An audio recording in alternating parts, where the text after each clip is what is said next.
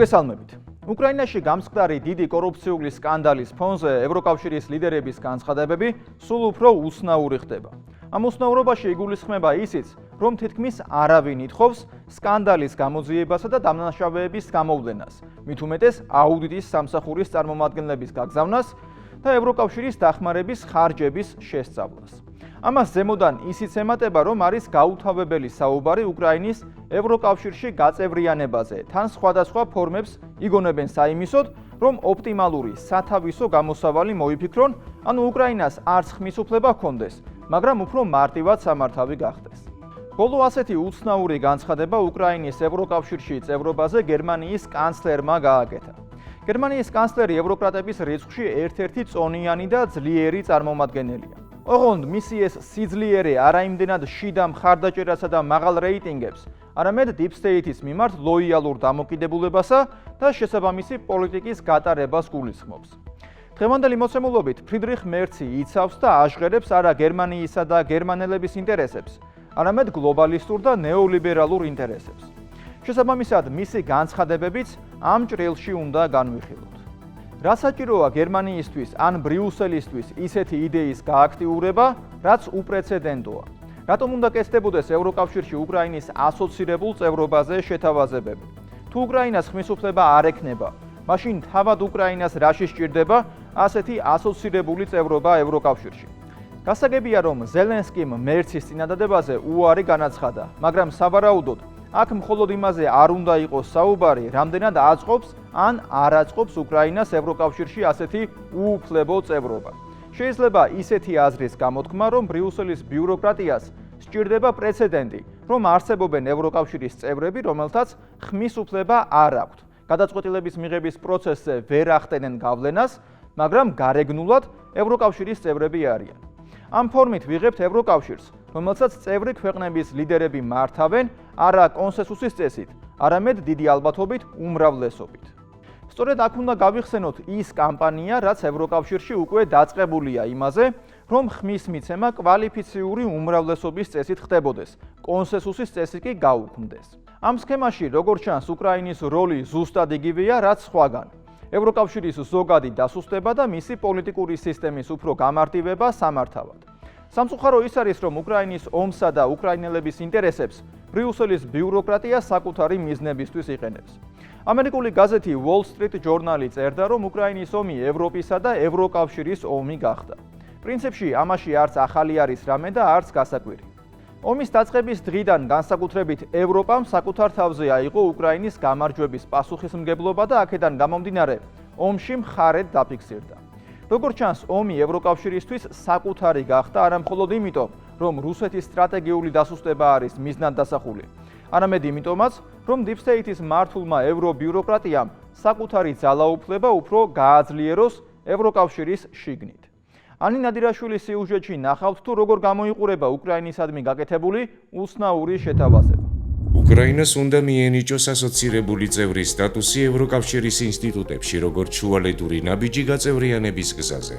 გერმანიის კანცლერის ამ ინიციატივას მთელს ევროპაში მწვავე დებატები მოჰყვა. ბრიუსელს ერთიანი პოზიცია არ აქვს, უკრაინა უკმაყოფილოა. მერცი მის გასაჟღერებლად რომელიმე პოლიტიკურ პლატფორმას, რომელიმე საერთაშორისო სამიტის ან ბრიუსელის შეკრებებს კი არ იყენებს, არამედ არაოფიციალურ სივრცეს. რამდენიმე დღის უკან ის პატარა ქალაქ მარსბერგის გიმნაზიას ეწვია. მისი აუდიტორია მოსწავლეები იყვნენ. და სწორედ აქ ამ მშვიდ გარემოში საჯაროდ იტყვის იმას, რაზეც მანამდე მხოლოდ კულისებში მსჯელობდნენ. პოლიტიკაში ხშირად არა მარტო ის არის მნიშვნელოვანი რას ამბობენ, არამედ სად, ვისთან და რა ფორმით. მერცმა სკოლა არჩია ბრიუსელს. მოსწავლეები არჩია პოლიტიკოსებს ან ექსპერტებს. ასეთ მეთოდს პოლიტიკაში ხშირად მიმართავენ. ძირითადად მაშინ, როცა ოფიციალური პასუხისმგებლობის გარეშე იდეის დატესტვა ან რეაქციებზე დაკვირვება სურთ. მაგრამ ასოცირებული წევრობის შეთავაზება მხოლოდ მერცის იდეა არ არის. Financial Times-ის ინფორმაციით, ასოცირებული წევრობის იდეა სწორედ ბერლინსა და პარიზში დამუშავდა. მოგვიანებით Deutsche Welle Financial Times-ზე დაყრდნობით დაწერს. სწორედ გერმანიამ და საფრანგეთმა ცალ-ცალკე შესთავაზეს უკრაინას გაწევრიანებამდე ეტაპზე სიმბოლური უფლებები და გარკვეული პრივილეგიები.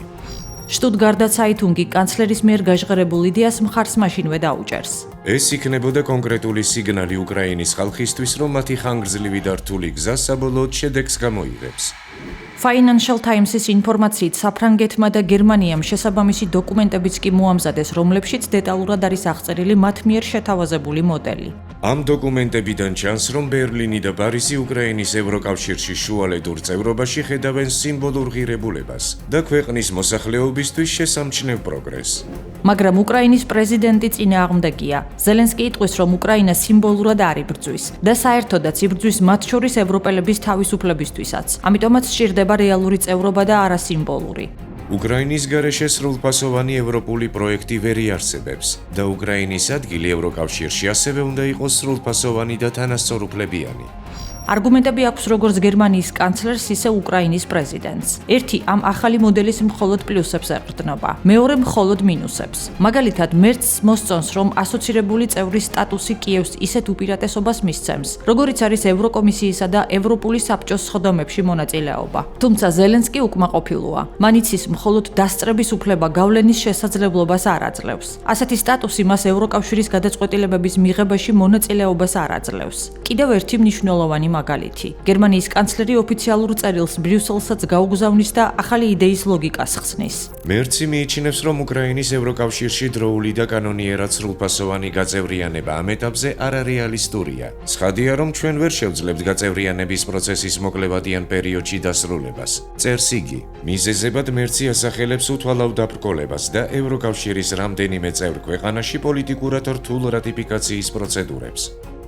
კანცლერი აღიარებს, უკრაინის სრულწევრობას შესაძლოა წლები ან 10 წლეულიც დასჭირდეს. ევროკავშირში არსებობს ბიუროკრატიული და პოლიტიკური ბარიერები. ზოგი ქვეყანა წინააღმდეგია სწრაფი გაფართოების, ამიტომ საჭიროა შუალედური ფორმატი. მაგრამ ზელენსკისთვის ეს საკითხი სხვანაირად ჩანს. კიევში შიშობენ, რომ უკრაინა ასეთი გამარტივებული მექანიზმით შესაძლოა ხანგრძლივად მოსაცდელ ოთახში დატოვონ. ისტორიული გამოცდილება გვერდით აქვთ, თანაც რომელიმე სხვა კონტინენტზე კი არა ევროპაში. ევროკავშირი ხომ ასეთ ეტაპობრივ მიდგომას ცოტა ხნის წინ ბალკანეთშიც იყენებდა. 1990-იანი წლების ომების შემდეგ ევროკავშირი რეგიონს ევროპულ პერსპექტივას აძლევდა, თუმცა სრულწევრობამდე გზა 10 წლეულებით გაიძელა. ქვეყნებს იქაც ეტაპობრივ ინტეგრაციას, ასოცირების ფორმატებსა და პოლიტიკურ მხარდაჭერას თავაზობდნენ, მაგრამ რეალური წევრობა უსასრულოდ გადაიდო. დღესაც მოლოდინის რეჟიმში არიან. ასოცირებული წევრობაც შესაძლოა კიევის ევროკავშირის მოსაცდელ ოთახად იქცეს. ომი კი იმ გზად, რომელმაც სულ უფრო და უფრო უნდა დაუახლოვოს ქვეყანა ბრიუსელს.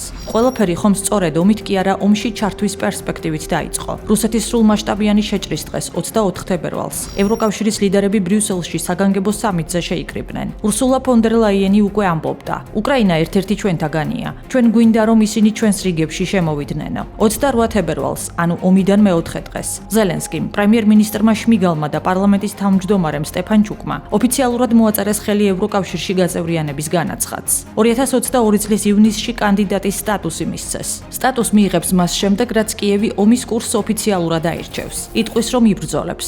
დასავლეთიდან ახსენებენ, რომ ბრძოლა ბოლო უკრაინელამდე უნდა გაგრძელდეს. სტატუსს მიიღებს მას შემდეგ, რაც კიევი სტამბოლში რუსეთთან მიღწეულ ორმხრივ შეთანხმებას გააუქმებს. მოგვიანებით დავით არახამია, რომელიც თურქეთში გამართულ მოლაპარაკებებზე უკრაინულ დელეგაციას ხელმძღვანელობდა, იტყვის, რომ სამშვიდობო მოლაპარაკებები ბრიტანეთის პრემიერის ინიციატივით ჩაიშალა. როცა ჩვენ დავბრუნდით სტამბოლიდან და ბორის ჯონსონი ჩამოვიდა კიევში, მან თქვა, რომ არავითარ შეთანხმებაზე არ მოგვეწერა ხელი და უნდა გვეომა. სტატუსს მიიღებს მას შემდეგ, რაც კიევი უკვე უარს იტყვის ყოველგვარ კომპრომისებზე. დონბასის დათმობა აღარ განიხილება. ზელენსკის ნათქვამი აქვს, რომ უკრაინა 1991 წლის საზღვრებში უნდა აღდგეს. მოგვიანებით ზელენსკის პრეს-სპიკერი ამერიკელ ჟურნალისტთან საუბარში ფრჩხილს გახსნის და იტყვის, რომ ზელენსკი მზად იყო დონბასი დაეთმო. სტატუსს მიიღებს მას შემდეგ, რაც კიევი სპეციალური განკარგულებით რუსეთთან მოლაპარაკებებს საერთოდ აკრძალავს. ომის დასრულება არ სურს, რადგან მისთვის ეს პოლიტიკური თვითმკვლელობა იქნება. გარდა ამისა, 2022 წელს ის დათანხმდა დონბასიდან ჯარების გაყვანას. ახლა კი უბრალოდ ეს დაივიწყა და ახალ როლს თამაშობს.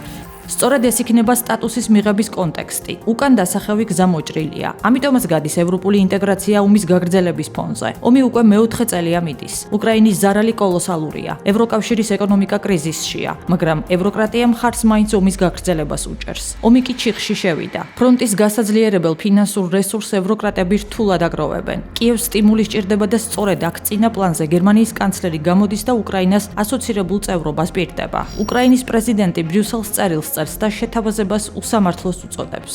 უსამართლოა, რომ უკრაინა ევროკავშირში იყოს წარმოდგენილი, მაგრამ უხმოდ დარჩეს. გერმანული გამოცემა ტაზის შეფასებით მერცი თავად არის უკრაინის გაწევრიანების კატეგორიული წინააღმდეგი. ბოლოს რაც ბრიუსელში ვინმე მერცისგან უკრაინის საკითხზე მოისმინა, იყო კატეგორიული არა. არ იქნება არანაირი ელვისებური გაწევრიანება, როგორც ამას პრეზიდენტი ვოლოდიმირ ზელენსკი 2027 წლის 1 იანვრისთვის ისურვებდა, რადგან ევროკავშირის ხელშეკრულება და გაწევრიანების წესები ამას უბრალოდ არ იძლევა. ვიქტორ ორბანი უნგრეთის პრემიერი აღარ არის. ადრე როცა რაღაც ისე არ მიდიოდა, ევროკრატები თითს მისკენ იშვერდნენ. ისე თითქოს მხოლოდ ის იყო ყველას წინააღმდეგ. ახლა აღმოჩნდა, რომ ევროკავშირში სხვებიც არ არიან მზად უკრაინას საკუთარ რიგებში იხილონ. სწორედ იმ არგუმენტით, რაც ორბანს ჰქონდა. ომი და ომით დანგრეული ქვეყნის აღდგენა ევროკავშირს ძალიან ძვირი დაუჯდება. ამასთან არის კონკრეტული კრიტერიუმები, რომელიც წევრობის სურვილის მქონე ქვეყანამ აუცილებლად უნდა შეასრულოს. უკრაინა კი არც ამ კრიტერიუმებს აკმაყოფილებს. 2025 წლის კომისიის შეფასებაში ნათქვამია, რომ უკრაინამ მეტი პროგრესი უნდა აჩვენოს სასამართლოს დამოუკიდებლობის, ორგანიზებულ დანაშაულთან ბრძოლისა და სამოქალაქო საზოგადოების დაცვის მიმართულებით. ამიტომაც არიან ევროკრატები გამოუვალ მდგომარეობაში და უკრაინისთვის ალტერნატივა მოიფიქრეს. მერცის ახალ იდეას, ასოცირებულ წევრობაზე უკვე ბევრი ანალიტიკოსი განიხილავს, როგორც სიგნალს, რომ ევროკავშირის შიგნით უკვე გაჩნდა სურვილი უკრაინას მისცენ მხოლოდ პოლიტიკური მხარდაჭერა, მაგრამ სრულ წევრობაზე პროცესი მნიშვნელოვნად გაწელონ. გაფართოების მიმართ სკეპტიციზმი განსაკუთრებით ძლიერია საფრანგეთში. საბოლოოდ აღმოჩნდა, რომ საუბარი მხოლოდ ევროკავშირში გაწევრიანებაზე აღარ არის. კიევს შესაძლოა იმ კომპრომისებზეც დათანხმება მოუწიოს, რომლებზეც ზელენსკი ომის დასაწყისში მზადყოფნას თავადაც გამოხატავდა. საუბარია დონბასის დათმობაზე. მერცმა მარსბერგის გიმნაზიაში მოსწავლეებთან საუბრის დროს უკრაინას ევროკავშირში მხოლოდ სიმბოლური წევრობა კი არ შესთავაზა, არამედ ტერიტორიების დათმობაც. იმედი მაქვს, საბოლოოდ რუსეთთან სამშვიდობო შეთანხმება გაფორმდება და მაშინ შესაძლოა უკრაინის ტერიტორიის ნაწილი აღარ იყოს უკრაინული. ეს ისტორია აჩვენებს მთავარ პრობლემას. პოლიტიკაში დაპირება ყოველთვის რეალობას არ ნიშნავს. დიდი ქვეყნები და გაერთიანებები ხშირად ქმნიან მოლოდინს. ილუზიას აკეთებენ ხმამაღალ განცხადებებზე. ხსნიან ევროპულ პერსპექტივას, მაგრამ როდესაც საქმე რეალურ გადაწყვეტილებამდე მიდის, იწყება კომპრომისები, გადავადებები, ჩნდება ახალი პირობები. სწორედ ამიტომ მხოლოდ დაპირებაზე დაყრდნობა პატარა და საშუალო ქვეყნებისთვის ყოველთვის რისკია. ამის კიდევ ერთი კლასიკური მაგალითი უკრაინაა. ამიტომ ამ კლასიკური მაგალითიდან მხოლოდ ერთი დასკვნის გაკეთება შეიძლება. ნებისმიერი ქვეყანა, განსაკუთრებით ომისა და გეოპოლიტიკური კრიზისის პირობებში, პირველ რიგში საკუთარ სახელმწიფოს, სუვერენიტეტსა და ეროვნულ ინტერესებს უნდა გაუფრთხილდეს, რადგან შესაძლოა დღეს გახსნილი ევროპული პერსპექტივა ხვალ სრულიად სხვა რეალობად გადაიქცეს. ვოლოდიმირ ზელენსკისთვის ეს რეალობა უკვე რამდენჯერმე შეიცვალა. თავდაპირველად უკრაინას სწრაფი ევროპული ინტეგრაციის მოლოდინი გაუჩინეს ომში ჩაბმის სანაცვლოდ. დღეს კი სულ უფრო ხშირად საუბრობენ შუალედურ მოდელებზე, კომპრომისებსა და გაჭიანურებულ პროცესებზე. გამოცდილი და პრაგმატული პოლიტიკოსებისთვის გასაგები ხდება უკრაინის მომავალი სულ უფრო გაურკვეველი და უიმედო ხდება. გერმანიის ყოფილ კანცლერს ანგელა მერკელს მაგალითად მხოლოდ იმედი აქვს, რომ ომი 10 წელიწადში მაინც დასრულდება და უკრაინა დამოუკიდებლობას შეინარჩუნებს. გამოდის, რომ ომი გადავიდა ფაზაში, სადაც არანაირი გარანტიები და შანსები არ არსებობს. 10 წელიწადში უკრაინის ომი. იმედი მაქვს დასრულებული იქნება. თანაც იმ პირობით, რომ უკრაინა დამოუკიდებელი, თავისუფალი და სუვერენული ქვეყანა იყოს. ტერმინოლოგიაც კი იცვლება. საუბარი აღარ არის უკრაინის ნათელ მომავალზე, ევროკავშირში სწრაფ გაწევრიანებაზე, გამარჯვებაზე. მომავლის ფორმულირებებში უკვე სიტყვა იმედი ფიგურირებს. რეალობა ხშირად ძალიან მარტივია. ომი ქვეყანას წინამდვილეში განვითარებას, სტაბილურობასა და მომავალს აშორებს. ამ რეალობის პირისპირ დარჩა უკრაინაც. ომის 4 წელიწადში ევროკავშირმა უკრაინას ჯამურად 200 მილიარდ ევროზე მეტი დახმარება გადასცა, საიდანაც ნახევარი გერმანიაზე მოდის. რამდენად სწორად იხარჯება ეს თანხები და რამდენად ხმარდება საბოლოო მიზანს ეს მილიარდები, ამაზე ევროკავშირში ან არ ინტერესდებიან, ან ზედაპირულ განცხადებებს აკეთებენ. სამაგიეროდ უკრაინის ინტერესებს ევროკავშირში გაწევრიანებაზე იყენებენ საკუთარი ინტერესებისთვის. მე იოანე შაიშმელაშვილი ვარ. კვირაში 4 ჯერ 21 საათსა და 15 წუთზე. უყურეთ ევროკრატიას.